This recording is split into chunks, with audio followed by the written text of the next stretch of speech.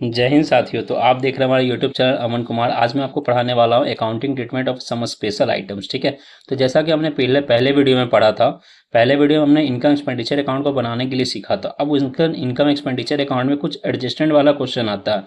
तो उस एडजस्टमेंट वाले क्वेश्चन को समझने के लिए पहले हम लोग को ये वाला कुछ स्पेशल आइटम्स को समझना जरूरी है। अगर स्पेशल आइटम नहीं समझेंगे तो क्या होगा, प्रॉब्लम होगा। ठीक है, आगे वो एडजस्टमेंट वाला क्वेश्चन को सॉल्व करने में। तो पहले ये देख लेते हैं, उसके बाद फिर हम आगे उसको सॉल्व भी करेंगे।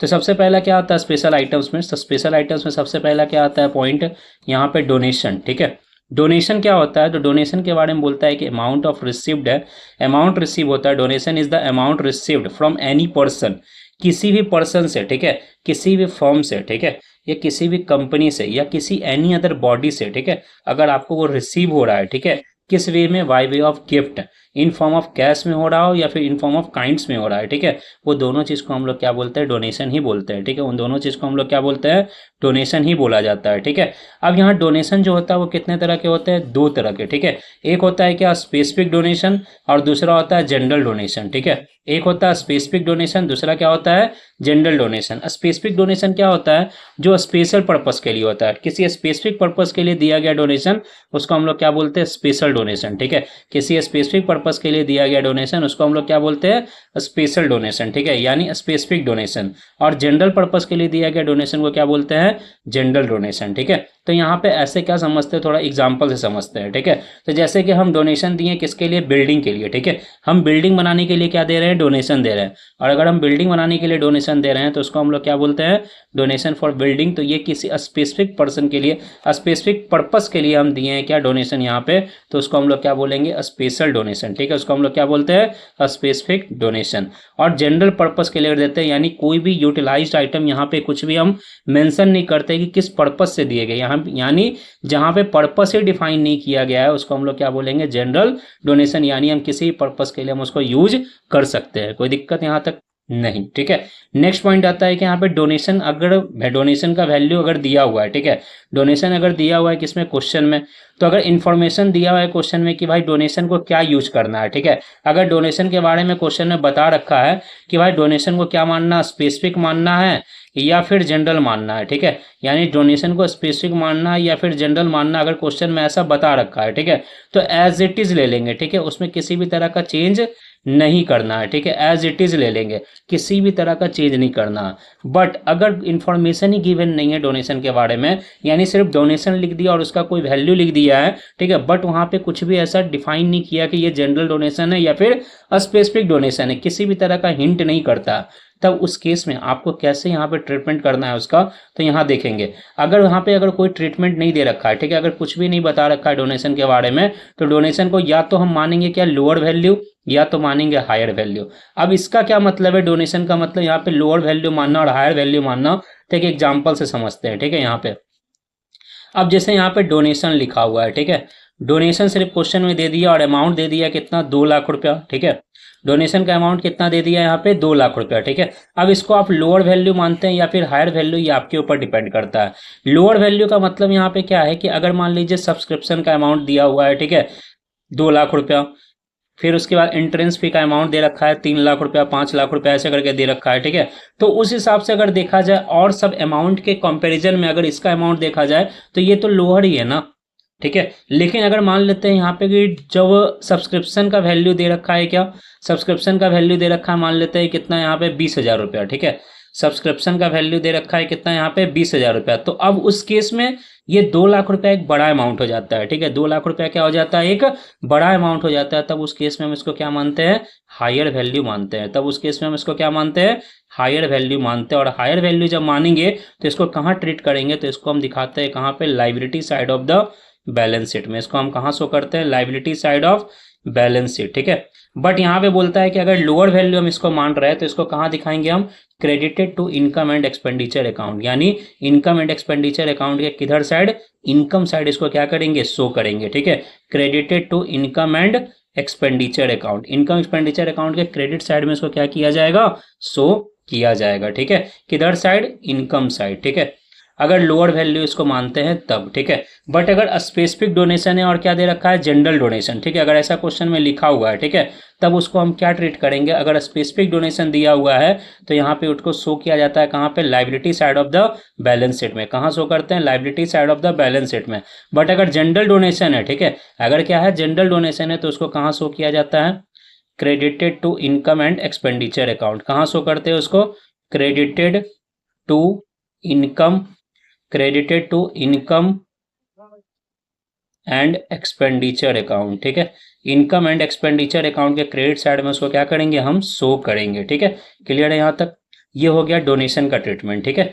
अब आता है क्या दूसरा पॉइंट, एंट्रेंस फी और एडमिशन फी। एंट्रेंस फी क्या होता है, एंट्रेंस फी क्या होता है, तो एंट्रेंस फी के बारे में बोलता है एक ऐसा फी है जो कि मेंबर के द्वारा क्या किया जाता है, इसको पेड किया जाता है, ठीक है। मेंबर के द्वारा क्या किया जाता है, पेड किया जाता है। फॉर एग्जांपल जैसे एनटीए जो लेती है वो आपका क्या लेती है, एग्जाम लेती है, ठीक है, एंट्रेंस एग्जाम लेती है, किसके लिए, सीयूटी, जैसे आप जानते हैं, ठीक है। सीयूटी का एग्जाम कंडक्ट करवाती है कौन, एनटीए। वो किस लिए कंडक्ट करवाती है, ताकि उसके थ्रू आपको क्या मिले, गवर्नमेंट कॉलेजेस मिल सके, ठीक है। आप गवर्नमेंट कॉलेज के लिए आप क्या करते हैं, एंट्रेंस एग्जाम देते हैं, ठीक है। अब जब एंट्रेंस एग्जाम आप जब दे रहे हैं, ठीक है, किसके लिए, गवर्नमेंट कॉलेज के लिए, तो उसको हम लोग क्या बोल रहे हैं यहाँ पे, एंट्रेंस फी उसको चार्ज करता है वो, ठीक है। और एंट्रेंस फी लेकर के आपसे गवर्नमेंट कॉलेज का जो फी होता है ना, वो मिनिमम कितना होता है, 6,000 रुपया, 10,000 रुपया ऐसे करके होता है 6 महीने का, ठीक है। तो अगर 6 महीने का 10,000 रुपया आपसे ले रही है, और वही प्राइवेट कॉलेज जो होते हैं वो आपसे 80 90 हज़ार रुपये या लाख लाख रुपये आपसे चार्ज कर रहे हैं, तो उसके मुताबिक तो ये जो एनपीओ वाले जो कॉलेज है यानी गवर्नमेंट कॉलेज जो है वो तो आपको सस्ते में प्रोवाइड कर रही है ना, और नॉर्मल से क्या ले रही है, सिर्फ एंट्रेंस फी ले रही है, ठीक है। तो अगर एंट्रेंस फी लेती है, ठीक है, तो वो किसके लिए ले रही है, वो फ्यूचर में आपको बेनिफिट देने के लिए ले रही है, ठीक है। तो एंट्रेंस फी आपका क्या होता है यहाँ पे, सोर्स ऑफ इनकम होता है, और सोर्स ऑफ इनकम है तो उसको कहाँ साइड शो किया जाता है। अगर एंट्रेंस फी के बारे में भी कुछ बोला गया है, ठीक है, अगर एंट्रेंस फी के बारे में जैसा इन्फॉर्मेशन दिया गया है कि भाई एंट्रेंस फी को हम क्या ट्रीट करेंगे, इनकम, तो आप किधर साइड लेके जाएंगे, इनकम एंड एक्सपेंडिचर अकाउंट के इनकम साइड लेके जाएंगे, ठीक है। बट अगर कुछ भी नहीं बोला है तो फिर उस केस में आप वहां पे देखते हैं लोअर वैल्यू और हायर वैल्यू, ठीक है। अगर हायर वैल्यू है तो आप उसको कहाँ शो करेंगे, liability side of the balance sheet में, ठीक है। बट अगर यहाँ पे क्या दे रखा है, लोअर वैल्यू एज्यूम करते हैं तो आप उसको कहाँ दिखाएंगे, credited to income and expenditure account. अगर आपको ऐसे नहीं समझ में आया तो देखिए हम एग्जांपल देके आपको समझाते हैं, ठीक है। एंट्रेंस फी हो या डोनेशन हो, ठीक है, किसी का भी अगर ट्रीटमेंट कर रहे हैं, ठीक है, अगर एंट्रेंस फी का कर रहे हैं या फिर डोनेशन का कर रहे हैं, ठीक है, दोनों का ट्रीटमेंट सेम तरीके से होता है, ठीक है। सेम तरीके से क्या, entrance fee unless otherwise treated as क्या, रेवेन्यू रिसिप्ट।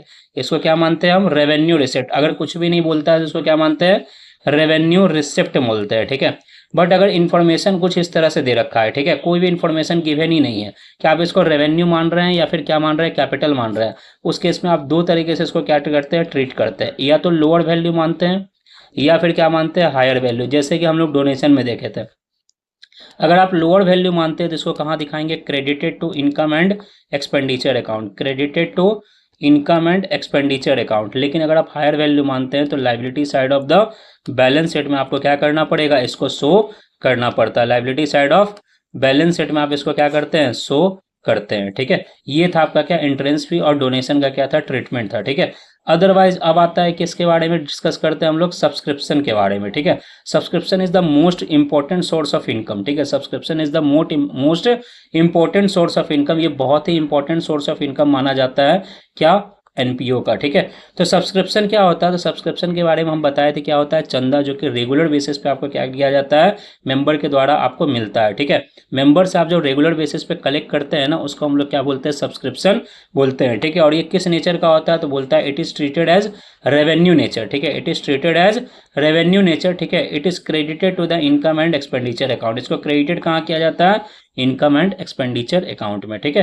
तो ये सब्सक्रिप्शन के लिए हम इनकम जब निकालते हैं, और ये क्या बताया, मोस्ट इंपॉर्टेंट इनकम होता है, सोर्स ऑफ इनकम माना जाता है, तो इसका क्या होता होगा, ट्रीटमेंट भी, ठीक है। तो नेक्स्ट वीडियो में हम लोग देखेंगे ट्रीटमेंट ऑफ सब्सक्रिप्शन, ठीक है, कि ट्रीटमेंट कैसे किया जाता है सब्सक्रिप्शन का, तो वो हम लोग डिस्कस करेंगे नेक्स्ट वीडियो में। तो ये कुछ इंपॉर्टेंट पॉइंट था जिसके बारे में आपको पता होना जरूरी है, ठीक है।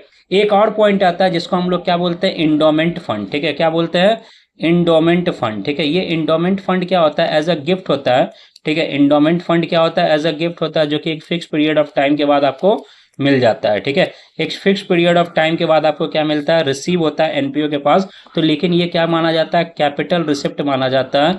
और कैपिटल रिसिप्ट मानते हैं इसको तो कहाँ रिकॉर्ड करते हैं, liability side of the balance sheet. ठीक है, कहाँ दिखाते हैं इसको, liability side of balance sheet. ठीक है, तो ये आपका क्या होता है, इंडोमेंट फंड कहलाता है। तो इन सब चीज़ों को अगर आप बुक से एक बार पढ़ लेते हैं तो आपका ये चीज़ एकदम क्या हो जाएगा, क्लिस्टर क्लियर हो जाएगा। और जब क्लियर हो जाएगा तो आपको किसी भी तरह का ऐसा ऐसा पॉइंट में प्रॉब्लम नहीं आने वाला है। ठीक है, बट हम नेक्स्ट वीडियो में आपको बताएंगे क्या treatment of income from subscription कैसे किया जाता है। तो वो इनकम फ्रॉम सब्सक्रिप्शन कैलकुलेट करने के लिए हम लोग नेक्स्ट वीडियो में सीखेंगे अच्छे तरीके से। चलिए मिलते हैं नेक्स्ट वीडियो में।